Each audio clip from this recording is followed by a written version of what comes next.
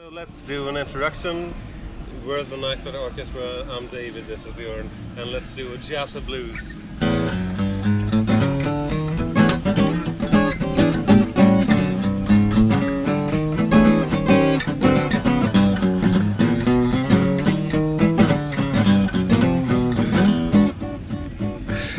Hello everyone and welcome here to the Four Sound Studio. With us here we have Björn and David from Nightflight Orchestra, exactly as he said. Right.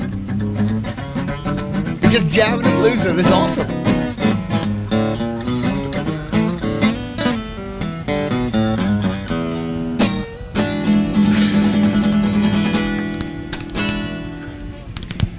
Great having you here, guys. Well, thanks for having us. Of course. Yep. How was the gig? I was up watching you a little bit. You had a huge crowd. It was awesome, man. It was really good. Yeah, I mean, Yeah. it was early. It was, I think we went on stage 12:15. Yeah. That is early. You know, it's, but it was really good. I think the crowd was sort of eating breakfast with us, sort of. You know, Yeah. like a champagne sort of breakfast. But it was really good. A lot of people, good vibe. And you know, it's a little bit tough in the beginning, but then in the end of the show, people started dancing too. You know, Yeah, absolutely. and you don't see a lot of that at Sweden Rock. People actually dancing. You know, and Were they that's- really dancing? That's great. Yeah. We had a conga train too. You know, conga train going. What? You know what a conga train is? One of the Yes. Yes. Really? Yes. That's metal. Yeah, No, that's not really. very metal. No, but the thing is that because we were discussing this earlier, how would you actually describe like Nightflight Orchestra? What is it? I'm gonna give that to David. Yeah, because it's kind all of difficult. It's over like, well, you know, it's soil work first, and then with really, and then it merged into some morphed into what? Yeah. I think the Nightflight Orchestra is our it's like an if we condensate all our feelings, our desires, our hopes, our dreams.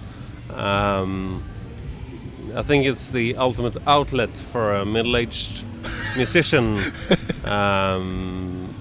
or for a middle-aged daydreamer. I think we. Are you high Yeah. right now? No, but it's like we really. Once you get to a certain point in your career, you really want to express yourself without any boundaries. And I think we've reached that point with the Nightflight Orchestra. We can just express ourselves without caring about what genre we're playing or whatever. It's just pure expression.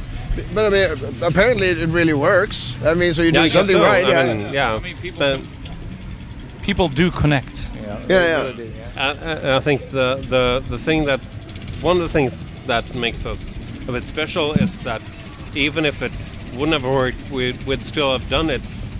We'd still be doing albums and recording and playing tiny shows in rural Sweden somewhere, right? Yeah, absolutely. But whose decision was it? Was it like a joint decision to go from the more hard and rougher like metal like soil work into this new project? It was really separate things because I mean, me and David, we met on a North American tour. David was playing.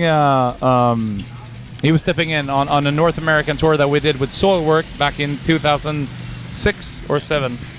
Six, yes. And that's the first time I met David. You know, and we instantly connected. You know, and we ended up in the back lounge listening to classic rock basically before each and every show, to the point where everyone else in the band got really sick of us. And that was I don't know, a 6-week tour. And we connected over Fleetwood Mac, we connected over Steely Dan, we connected over ABBA. I mean, who doesn't connect over ABBA? But it was all over the place, you know. And in the end of that tour, we decided that we need to form a band that sort of captures that era or that sort of expression. It's really hard to sort of. Like classic rock. To us, it's not a genre, it's not an era, it's more like a certain type of expression where like anything can be classic. I mean, Classic is the word. Yeah. So And classic, it's a bit hard to define, but we know what's classic and what's not. Yeah, exactly. And you teach the other ones in the audience like this. Yeah, is, I mean something like that. I mean that's probably why people can sort of relate too. You know, Yeah. there's something that we've made into our own in the end as well. You know, it's really about a song. It's about an album and the expression. We have a full concept, and maybe some people see it as sort of a gimmick band, but it's so much more than that. Yes, we do have the gimmicks, but it's something that's very close to heart. You know, it's something I always love bands that have a full concept. Yeah. Obviously, starting with Kiss and and whatnot. Yeah, they So have it's, kind of a concept. Yeah. sort of a concept. Yeah. So I mean, it's but it's such a creative band, and no matter if there's an album planned or not, we always get together to have recording sessions, and those are the best times of my life, Great. and I'm sure everyone in the band can relate. It's something that, yes, you do have some kind of pressure, but I think all of us have sort of we're feeding off each other, and I know that I've grown as a singer like so much. Yeah. Ever since starting this band, and that's a beautiful thing because you're letting your creativity like flow and like. Yeah, because I mean, I love the fact when you said like we don't really care. We just want to do what's good for us. Yeah, I mean, of course we do care, but out, it's on a level where it's we sort of forget about that, and we always write songs, and me and David were there from the beginning, and I think David in many ways is a musical mentor for me, and I've learned a lot when it comes to songwriting. That's from your David. cue, by the way, to go. Nah, stop it. No, stop it. Yeah. No, but it's very true, and hopefully he's going to say the same about me when I pass over the mic, but there's no guarantee for that. But no, it's such a creative unit, and like I said, there are really no limits, and I think. I turned 40 last year. Congrats. Thank you, and. I think, there's a lot of metal singers or rock singers out there. It's like, I'm sounding better than ever. Sometimes that's true, but not really. Nah, but I think I've learned so much from this band, and I've developed as a singer, and I'm so happy about it. It's such a great kick. But how is it to play? It's a standard question, but I'm really curious for you who, I mean, you've been doing this for so long, you've been touring all across the world, and to come home and play like Sweden Rock Festival in Sweden, is that like butterflies a little bit, or is it different? I mean, it is different. I mean, it's, I've been here, the first time I was here at Sweden Rock was in 1999, and I was sleeping at the back of a Volvo, and so there's some prestige in there for sure. You've seen so many great shows here, and of course, I mean, it's when you play in Sweden, I think just in general, I there's some kind of extra pressure, but that's also the beauty of it. Yeah.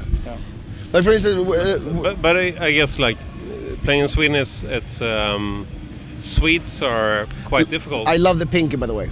Yeah. Yeah. Yes, it's classic. Yeah. Sorry. It's like my trademark. No, but I mean, playing in Sweden is always difficult because Swedes are quite hard to please. Are they really? Yeah. Compared to the rest of Europe, I mean. Really? Are we that picky, or like? No, you mean like arms crossed like this a little bit more than it's like? kind of hard to get Swedes to dance do the disco. And you got a fucking conga train going. Yeah, but That's you good. haven't seen the conga trains on the continent. And what's going on with you now? Are you touring? Because now it's summer. Are you touring a lot? Yeah, this we're year? doing a few festivals. Like Wacken and. Okay, I love that you just said like Wacken. It's like a Spinal Tap. And say we're playing the Enormo Dome or whatever. we're playing the Glastonbury. No, we do have a few festivals come up. Nothing like Sweden Rock. Of course. And then when you're walking, like nothing. Way more epic. But speaking of Spinal Tap, though, since you've been playing so long, you must have been through. I mean, every band has been through a Spinal Tap moment. Do you have like a Spinal Tap story? I don't know. I mean, yes. There is one. I just can't remember it right now. I mean, there's probably more than one, but I'm trying to think. I mean, We got lost. since we don't have a huge budget, we don't have pyro, we don't have like extravagant stage stuff going on, so it's our Spinal Tap. It's a bit limited. I don't think once we get to the point where we have huge stage budgets and like lots of props and pyro, That's when it's gonna happen. So we'll do another interview then. Yeah. Yes.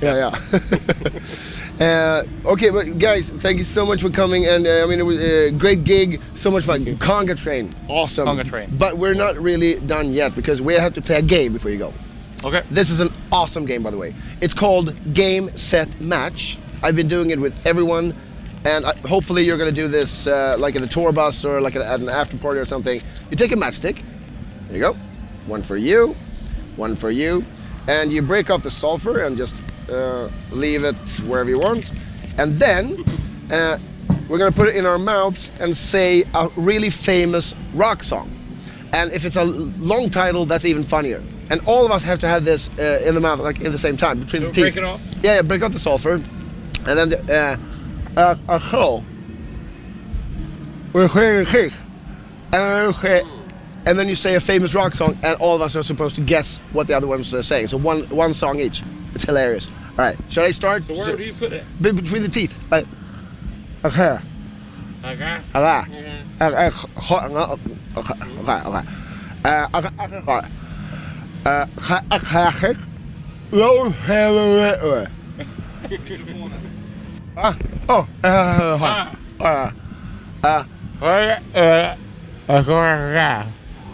What?